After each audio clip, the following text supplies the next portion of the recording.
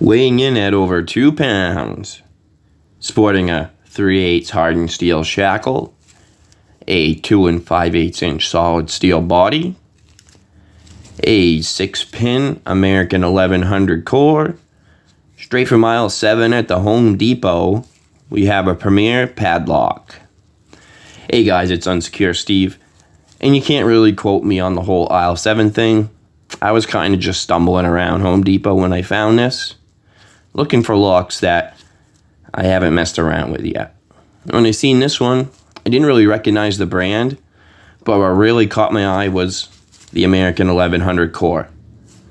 So when I see these, I automatically think about serrated key pins and serrated spools, deep fault sets, all kinds of clicks, and just relatively fun all the way around. So I figured I'd grab this and give it a go with you guys. Now, normally I would probably pick this in my hand, but since I'm a southpaw and I'd probably be holding it like this, my hands will probably get in the way and you guys won't be able to see very well. So I'm gonna go ahead and grab the vise. Let's go ahead and get this stuffed up in here. This thing's pretty heavy too, geez. Putting it in here, it actually offsets my vise a little bit, which is crazy. So right off the bat, we can see that American 1100 keyway, which automatically tells me that I can use a 50 thousandths pry bar for top of the keyway tension. And I'll be using a Sparrows deep hook in 25 thousandths. Now, you could go with a standard hook or, a medium hook, but I like these deep hooks, especially on these 6-pin cores, because it allows me to get number 6, 5, and 4 without ever touching 1, 2, or 3 if I need, just in case there's a high lift on number 6 and like a no lift on 1. I'm not pressing up on 1 and oversetting while I'm fidgeting around with number 6. So the deep hook is a really good pick for this type of lock. So I'll be using these big locks. I like to use pretty heavy tension. I'm a pretty heavy tension kind of guy anyway, so let's go ahead and get at this. Nothing on 1, nothing on 2, nothing on 3, nothing on 4, nothing on 5. 6 is binding. Got to click out of 6. So when I run through all the pins and I find that the last one's binding, I usually just work my way backwards. Click on 5. Click on 4. A little bit of core rotation. It's not a fault set by any means, but a little core rotation. Nothing on 2. Click on 1 and we have an open.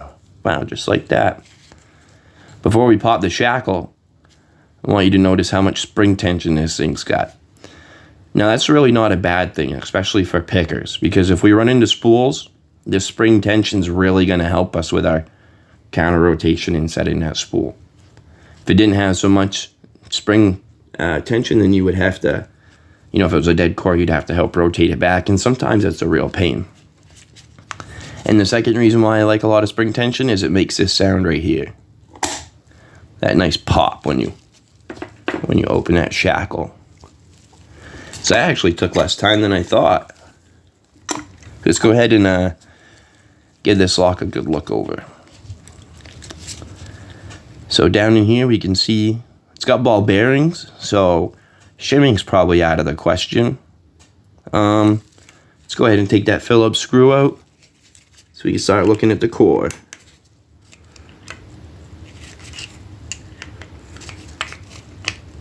See if I can get it there. The screwdriver might be a little too big. I got it.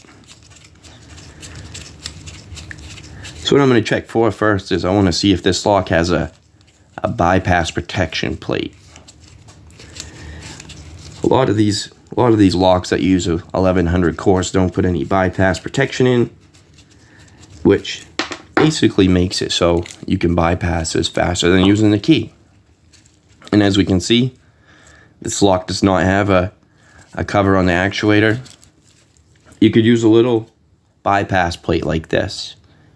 It would go on, and then basically it would stop a bypass driver from going in there, bypassing the core, and interacting with the actuator and opening the lock.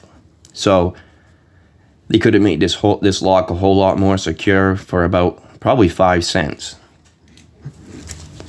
Let's go ahead and get that out of the way. Grab our gutting tools.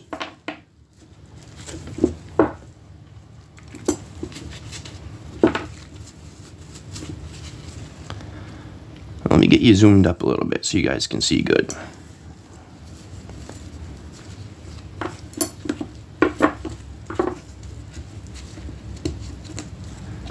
So alright, first up we got that retaining clip. So we use the gut wrench to go ahead and take that retaining clip off. I like to spin these down around. I'm actually going to lock this back up, make it easier. Ooh, that thing come right off. Hanging on by a thread. So alright, I was never really a fan of core shims, but ever since I got them, I've been using them literally non-stop. They serve a dual purpose. They serve a really good purpose when you're gutting locks, especially if you don't have the correct plug follower. Like me, I'm just using a marker. And plus, some locks, some really cheap locks, you can actually use a core shim in the front, and then you just lift pins up and slide the core shim in between the driver and the shear line, and you can open a lock that way. But anyways, let's go ahead and see what we got inside this.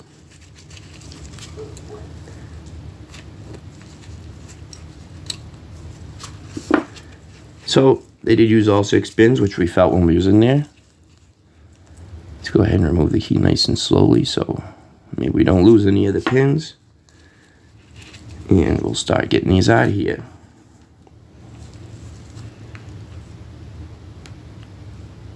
Looks like a standard on chamber 1,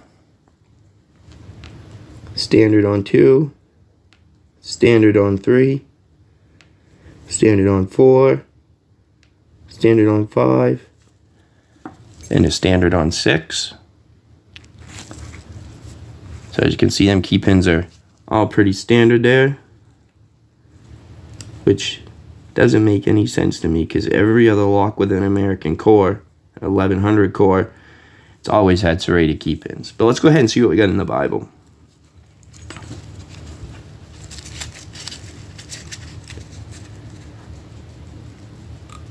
We got a standard on 1, a standard on 2,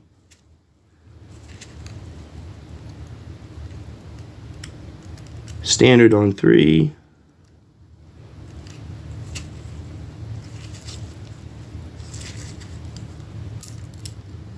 standard on 4, standard on 5. What? No spools at all. Unless this is somehow just, this is going to be our lucky day. Nope, that's a standard on 6 too. Sorry, let's go ahead and dump the springs out. Not that it really matters, but they all look like pretty standard springs to me. So really, this this lock, excuse me, this lock is just a glorified paperweight. To be honest with you, you probably have better luck wrapping it up in a sock and smacking somebody with it. To be honest with you, I wouldn't recommend this lock. But anyways, guys, that's all the time I have for you today. If you guys have any questions or feedback, make sure to drop it in the comments. And thanks for watching. If you guys can't be good, then be good at it. And I'll see you next time.